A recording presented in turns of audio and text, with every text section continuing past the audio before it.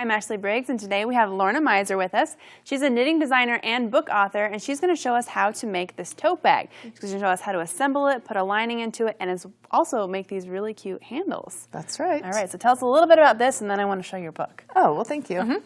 I made this little tote bag. You'll notice it looks different on both sides.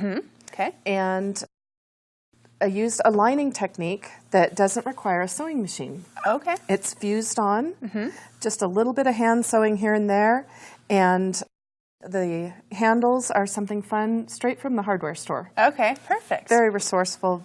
Lots of ways you can personalize this project. Okay, and then we have some other bags here that do show the same lining technique, right? Right. And one of them here, this pink one, is in one of your books called Knit Pink, where everything in there is pink. Correct. Right? So tell us a little bit about this book. Right. This book came out recently. It's designed in honor of breast cancer and gifts that you can make for comfort, gratitude, charity. Perfect. And all different pink projects, including the That's tote. perfect. All right, so where do we start with this one?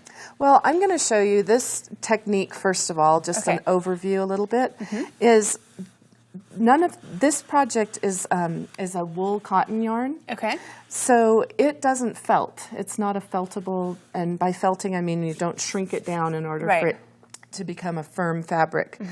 And when you make a tote bag or a purse, it's loose and floppy and it doesn't hold its shape, and of course pencils and knitting needles and things can poke out of it. So how practical is that? It's not very useful to have it be all saggy. And yet having something felted isn't always the way you want to go. It's kind of fun to mix up other yarns. Okay. And so I developed this technique quite a few years ago, partly because a fabric store owner told me that there's no such thing as fusing to knitting, so of course I had to test that challenge. And prove them wrong. Okay.